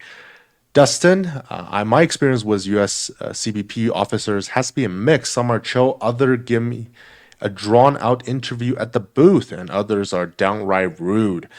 When I used to cross the border with a Form 6 NIA, I noticed the younger officers freak out more than the older ones, accumulating in a trip inside and a search of my vehicle. Eddie, I think that's kind of port dependent too. I recall. Oh, it's definitely port dependent. Absolutely. Yeah. I've had CBP pull me over going on my way back into Canada and have had them search my vehicle. Like, it's not to say that, like on the way in. See, in middle of nowhere, Alberta. No. Yeah. but Peace Arch crossing in Vancouver. Yeah. Yes. Oh, they absolutely could. Like, they're not just because it hasn't happened. I No. mean, like you can drive through there and you can see them sitting up on a hill watching. Like, Yep. Yeah. That is funny because Dustin mentioned that before my trip into the States, saying there's going to be a no man's land. It doesn't really happen in Grand Portage. Like there's an interesting duty free handoff area where the duty free shop is like about a mile down the road. They have to drive your stuff there, hand it off to you before you go onto the bridge of no return. Right. And So after you cross the bridge, you're in Canada. So that was interesting. I remember like a long time ago, 7 years ago, when I was in Montana, and they had a duty free store that's on the side of a highway turnoff, and they didn't have to deliver it to the border. We almost made the wrong turn, so they're like chasing after us, telling us where to go, which is a little funny how to too. get there. Yeah, how to like not go back into the states. It's a joke, Tony. It's a I know, joke. I know. And Eddie's second comment, Tony, to mitigate your fear of staking your finger on the trigger while quickly cycling a lever rifle, do like Chuck Connors did in The Rifleman and put a threaded bolt in front of the section of the loop. What? yeah. I have So no idea. I'm sorry. he's so basically, if you screw a bolt, you can put like you can drill a hole and put a bolt through the front section of the loop such that it presses the trigger when you've closed the loop. You never have to use your trigger. It's a cowboy thing. So you just cycle the lever and it pulls the trigger just by nature of it closing. Yes, I've seen that done. Yeah. So it's like the slam firing equivalent. Well, it's not slam firing. You're Not just slam firing. But you're putting a piece on there to push the trigger, so you don't have to have your finger in there. I guess. Sure. Yeah, no. A solution for the loss of your qualifying Maple Sea rifle, use a loaner rifle. That loaner rifle that I had on my first Maple Sea scarred me. Like for 3 years straight, I didn't touch a 1022. The trigger was Read garbage. the next sentence. No, any shoe boss was really nice tricked out 1022s. Maybe. I don't know if his is designed for that application. Maybe your 450 Bushmaster would be also cool, but a little more recoil and a manual action rifle. It would be probably less recoil than my 223, and that was a manual gun too. As for running 45 ACP through it, it should line up. 45 ACP and 308 head are within a few cells. Yes, reloading gear would use the same shell holder or a shell plate. Yes. I've used the same shell plate to reload both. Yep. And 308 case is cut down and thinned out near the mouth to create the 4508 Wildcat cartridge. Interesting. There's not really a good reason to do that. I'm planning to buy Starline brass for 450 Bushmaster regardless. So, and I don't have 45 case. I don't own a 45. So Yet. Yeah. Yet. Let's go with that. Yet. 10 years later, insert the. All right, let's come on. Eddie. Oh, come on! I can't believe you guys haven't heard of the 6GT. I have, and it's really asinine that we don't recall it because I believe it was mentioned in the PRS World Shoot video. One of the competitors was running a 6GT or a 6PR, but at least I know of the round. I think it was semi-approved recently too. It debuted about 4 years ago as a cartridge designed for PRS. It addressed the feeding issue with the 6BR / dasher cartridge by reducing the shoulder angle and lengthening the case and neck. As for barrel life, it should be good as the case capacity is between 6BR and 6mm Creedmoor. Here's my aside. I believe 6mm Creedmoor was quite a barrel eater back in the day. Oh, yeah. And then then Creedmoor is, well, it still is. Yep. It'd be 1500 I just don't. rounds. I don't see a lot of people running 6 Creedmoor anymore. Yeah, I would see competition like PRS and that. Yeah, maybe. Those are like they are barrel eaters. Yep. And we have 2 comments from M485. The first one is, quote, "It's a 3-inch lawn jackass," quote. It's not. It doesn't say it's a 3-inch. Oh, it's It's 3 inches long. is he talking about a barrel or something? I don't know. I'm guessing it's something to do with your airport story last week. Yeah, I'm sure the airport security is used to hearing that. But the barrel requirement's more than 4, right? Now I'm confused. Anyway, yeah, I have something to do with my crazy airport story. Go listen to episode 616, where I'm basically treated as a criminal. Maybe this is a side thing for the Canadian side of the transport thing. Like, don't be afraid to give up your PAL. Like, I know the whole "I'm not giving you my ID" thing was like it's a criminal defense card at that point. It's like I'm in legal possession of this. Please don't. Yeah, and the second comment from M4085 is, "I found the same about broader crossing borders, going to the US. What brings you to the US, picking up, dropping off older 2 children for and from parenting time, insert enough questions for them to finish swiping passports, have a nice trip, return to Canada, same questions and answer them. Why were you down there? Why did their mother move there? Why aren't they living in Canada?" Lots of questions. For bleep's sake, I'm not explaining all that BS unless you're paying for my attorney. I'm Canadian. Leave me the F alone.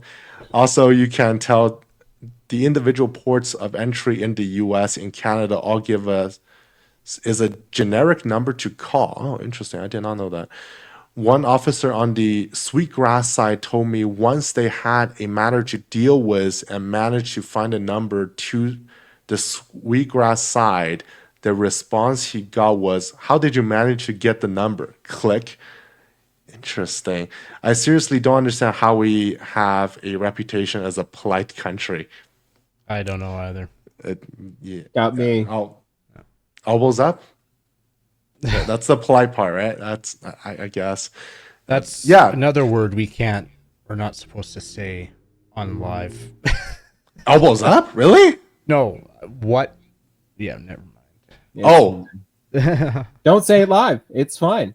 Shall we? Moving right along. Yes. Moving right along. Yeah. That's all our YouTube comments. I think I've All right. already screwed up enough.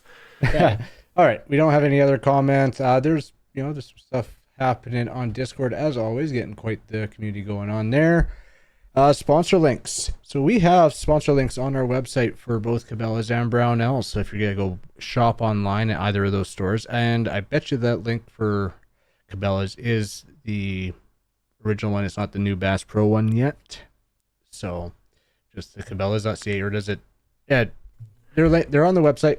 If you're gonna go shop online, go click those links and help the show out. Thanks to our supporters on Patreon and Player. You can go support us on those platforms as well. Thank you to all our Patreonies. I know we had one new one there last week that we announced. Yeah, that's awesome. And if you would like to send an email to the show, you can send it to slamfireradio@gmail.com. Jump into shoutouts and recommendations. I want to shout out the Alberta government for sponsoring a match, and wow, super cool. Awesome. Yeah. Yeah, that is. I'll do the same shout out as well. Thank you to Governor Alberta for fighting for our, not rights maybe, but privileges, so to speak. They should And be rights. It should be rights. Firearm rights are human rights, right? As the CCFR would quote. Also a big sponsor for the Nationals.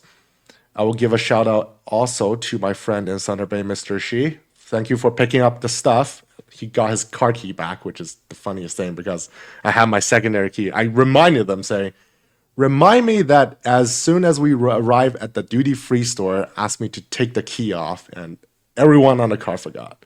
So I was like looking down as I'm trying to put it into the security basket to go through check-ins, like, shoot.